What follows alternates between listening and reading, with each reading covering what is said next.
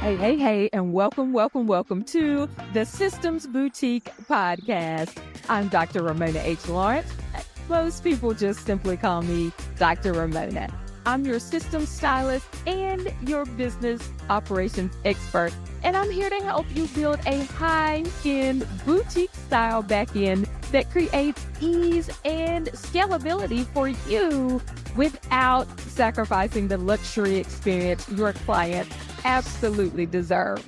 So if you're a speaker, a coach, a consultant, a course creator, or author who's ready to stop the overwhelm, ditch the tech confusion, and finally streamline your systems and operations, you are in the right place. Each week, I'll bring you actionable strategies, expert insights, and behind-the-scenes business systems and operations insights to help you scale with ease, efficiency, and absolute excellence. So grab your notebook, your favorite cup of coffee or tea, and let's get to work. Welcome to the Systems Boutique, where systems meet style.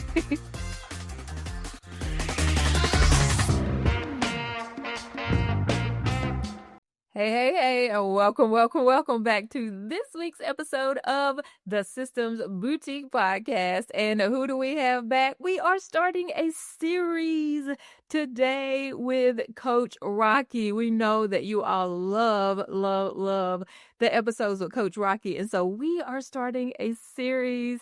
We're going to talk about all things CRMs to make sure that you are able to get your people in order, that you are able to follow your leads, get them all the way to from hello to here's my credit card. And so Coach Rocky is going to make sure that we are good to go. So Coach Rocky, hello. Hey, listen, I love y'all too. I'm so happy to be back. I'm so happy to be doing this series because this is really the conversations that me and Dr. R be having. We turned it into a series. So I'm just excited. What's up, y'all? Yeah. So let's just jump right in. And so first thing that we're going to talk about is mindset, Coach Rocky, because I know that we talked in a few episodes back about these mindset shifts that have to happen if we are going to grow our business. And so we think about, oh my gosh, technology, something new, something else I have to do. So that mindset keeps us stuck, right? At that systems level. Like there's issues. There's this, I can do it myself trap, right? And why it's limiting. There's fear of change, fear of staying the same. Then there's this identity shift that has to happen from scrappy startup to scalable business owner. So let's start to talk about some of those. You know, there had to be a moment when you realized that your current way of doing business was actually holding you back, right, from growing. And so take us back to that mindset shift. Tell us a little bit about what your turning point was as you started to move into systems and specifically the Systems Boutique. Absolutely. I think it goes back to school. It goes back to being a 9 to 5 employee. Is that when you are in school and you're a 9 to 5 employee, you're pretty much working silo. Like you're working in your own silo, you're doing your own work, and then you give that work or you report that work to a manager or whoever. And so you've been so responsible for yourself and getting your own thing done. But in business, it's no longer about self. You have to start thinking through, like, I have to let go of some of that control. Just like you were in school and you were an employee, you reported that information to the big person. Well, you know why? The big person needs everyone else to get that one thing done. And so for me in business, when I realized I had to do marketing, I had to do sales, I had to do lead generation, I had to sell, I had all these things I had to do. And I'm just one person. I wasn't resting, I wasn't sleeping, I was exhausted. And that's when I had to make that shift of I can do this all by myself. God has equipped me to be a Jane of all trades, but why am I choosing to do it? It's crazy work. And so I also think it comes down to maybe a little bit of trauma. Business will point out your traumas, your money trauma, your people trauma, your God trauma, Talk everything. about it. Yeah. It will pull out your trauma and that whole trauma of I can do better by myself. I can't trust people to do the same thing that I'm going to do. The system failed me before. I might as well keep doing it manually because it's failed me before. I had to really work through a lot of those traumas in order to really accept that I can't run my business like this. I am going to basically, I got really, really sick. That was the first moment realizing, like, okay, I'm not an employee, I'm not in school anymore, but I got really, really sick and my business didn't move without me. Oh my goodness. That was the most horrible feeling ever, to know that if I go down, the whole business goes down. If someone calls me, there's no one picking up. If someone emails me, there's no one emailing them back. If someone needs to purchase something, they can't go somewhere and do the purchase. Everything relied on me, and that's when I knew I had to make that big mindset shift. Yeah, and that is a scary feeling. And I think that's where a lot of business owners are right now, is that they are in this place where if I don't perform, if I get sick, if anything happens with me, everything just goes down. And that is not the place that we want to be, right? And so I think that what you said is so true, that we have this I can figure it out myself mentality. I can do it on myself. Me and Coach Gio always talk about this book, Who Not How. We love that book and thinking about other people, the other things, right? And so I know that there's one thing that you told me before, is that when you were starting out in this journey, you didn't have all of the money, you didn't have the Yep. resources to be able to bring on other employees. So tell me about the mindset shift of even going into this space where tech can be those employees, where the CRM, as we're thinking about the CRM, as we're writing those job descriptions for Yeah. the CRM. A lot of us start as solopreneurs. We start as being just a solo person in our business. And I had to ask myself a few questions. I think the number one question I had to ask was, how am I really generating my leads, right? So, number one, people would book a call with me. And if they book a call with me, what happens after the call or even before the call? I knew I had to get that process and that system in place. That was the number one thing I knew. The second thing was, if I have a lead magnet or something that people are watching or downloading, what happens before and then what happens after? I knew that was like the second thing that I had to put in place in order to support me. The third thing was social media wise, right? First off, scheduling content. I post a lot of content. I knew I needed a scheduler to schedule all the content that I'm putting out. And then also, like, if people were commenting certain words or trying to get certain links, I can put those automations in place to support me. Those were the top three leaks in my business: on calls, or lead magnets, and social media. Because I had those leaks in my business, I really wasn't showing up as my best self. I was overwhelmed. And so being able to put those systems in place to support me there really helped me, like, do the things in other areas. So now I'm setting up an automation or planning a workshop. Now I'm like writing a description for my AI agents, what I want them to do. I think one of the craziest things right now is, like, even if we're on this call, if someone calls my business, my AI agents are going to pick up for me. I don't have to be worried about missing a potential lead calling me or returning a call or even emailing me back. I thought it was so crazy that an AI agent was having a whole conversation with a lead at Saturday at 12:40 a.m. I was not up, y'all. But the AI agent is talking back to them and being able to program it, right? Just knowing that these things are in place to support me so that way I can bring in more money and I can be in multiple places at one time has definitely shifted everything for me. Yeah, so tell me a little bit about the mindset shift that it took to trust that, right? Ooh. So, how do I trust tech when I don't even know how to use tech hardly, right? I struggle. People say I'm not tech savvy. And so, how do we get to the point that we can trust tech? Listen, If I say it like that. Dr. R, I'm about to say something that's gonna probably make everybody laugh. And I don't mean to make y'all laugh, but this is the reality I had to sit in for myself when I got into business. If I could trust them little dusty men and keep going with them and believe in them and keep taking them back, giving them second, third chances, I could trust some tech that I'm putting together in my own business. Okay.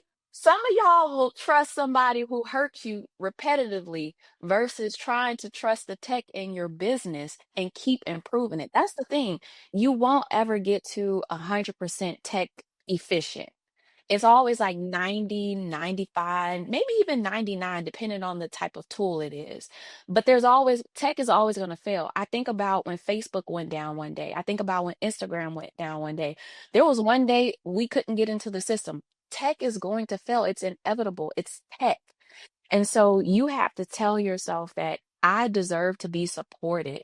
I deserve to have something that works for me and not against me. That was the biggest mindset shift for me, is that if I can trust people who said they had my best interests at mind, and people who put me last and like if I can do that in my own personal life, I can trust a system to support me in my business. Yeah, It's yeah. a big deal, but I find that a lot of us are more weary of the tech, and it's because we don't know what's going to happen. We're we Some of us don't fear failure. We fear success. So true. And I'll tell you this other thing. When we think about the systems boutique, you think about tech and how a lot of other platforms just throw you out there and they say, I hope you survive, right? We don't do that in the Nope. systems boutique. We have different things that are already set up. So when you come into the platform, you're already going to have some automations that are working for you. We Yep. also have a team that is there to assist you. And so if there's anything that you can't get or you're trying to figure out, there's the support that's in the platform. There's real people that are supporting you. There's so many different things. And so we really keep women and minority business owners in mind in this platform, and we say, what are some of the extra things that you might need to make sure that you're able to be successful in your business? And so I really want to point that out, because when we think about, our mindset is like, I use this other platform and I just got in there and I didn't know anything and I never used it. That is impossible with the Systems Boutique. Literally, you Very just impossible. never log in. If you never log in, then yeah, it's possible that way. But if you are here and you want to engage and you want your business to move to the next level, we are going to be here to support you. Absolutely. Yeah, one of Absolutely. my I 100% agree. 100% yes. agree. Yeah. So I know that you had talked about before that you were thinking about the finances of all of the different things that you were doing. So you were in all of these different platforms. You were loading up like $1,200 a month that you were spending on these scattered tools versus investing in this one system. And so, what was that internal conversation that you had to have with yourself to say, okay, let me quit all the scattered stuff and just move into this one platform? I think it was really just a trust. It was a big trust thing. It was, I can trust myself to move into this one system and I can cut off all the other things. Also, the familiarity, right? Like, it's just like we talked about with relationships. When you're with someone for so long, you get used to their kinks, you get used to how they are. And sometimes it's better to be with what's familiar than what's unfamiliar. And so there was a lot of thought behind that. Like, I'll give you an example: Acuity. I loved Acuity. Like, me and Acuity, we did get into it a lot, but I knew what to expect from Acuity. And it took me a while to move my calendar over into the systems boutique because I knew what to expect with Acuity and I didn't know what to expect over there. And so once I made the shift, I've actually had less issues with my new calendar over in the systems boutique than with Acuity. And there's so much more that you can do with the funnels and automations, of course, with the calendar. And so it was a big shift for me because I had been with these systems since coming to the online business space. And now it felt like I was shutting down an old version of me and picking up the new version of me. So it was scary, y'all. It took trust, and it just took knowing that you can leave something and go to something else. And it goes back to the old saying, sometimes the grass isn't green on the other side. Well, the grass is always going to be green where you water it the best. Yeah. So over here, I'm watering the grass and it's looking way better. Yeah. So now that you're on the other side of this transformation, let's think about that. What would you say to somebody who's thinking, oh, my systems are just fine. My current systems are fine. I don't need to change anything. What mindset shift do they need to make? I think the number one mindset shift, it could be number two. I hate to always go back to the financial side, but it really is, it's financial. And the other one could be mental. And let me say this, it's money and mental. Mentally, going to this system, going to that system here and there, trying to remember all the things you need to log into to connect is mentally exhausting. I would have to go to a Zap and then go to Kajabi and then go to Acuity. And then if anything failed, I was in trouble, right? Because I had to figure out where did it fail at. And knowing that everything is now in one place, I have something written out that keeps me on track. Okay, I have an automation. I need to check the actual marketing piece of it. I need to check, the opportunity. Everything's in this one system. So I'm just basically clicking in this one place. Whereas if I had Kajabi, I would have to be clicking everywhere and making sure that everything connected.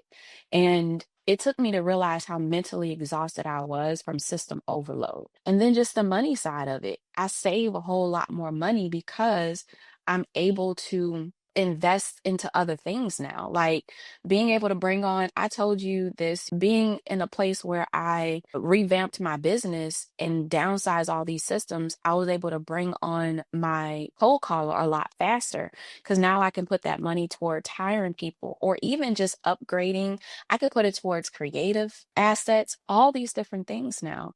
And so just the money and the mind and the mental part of it was probably like the top two shifts that I needed to make.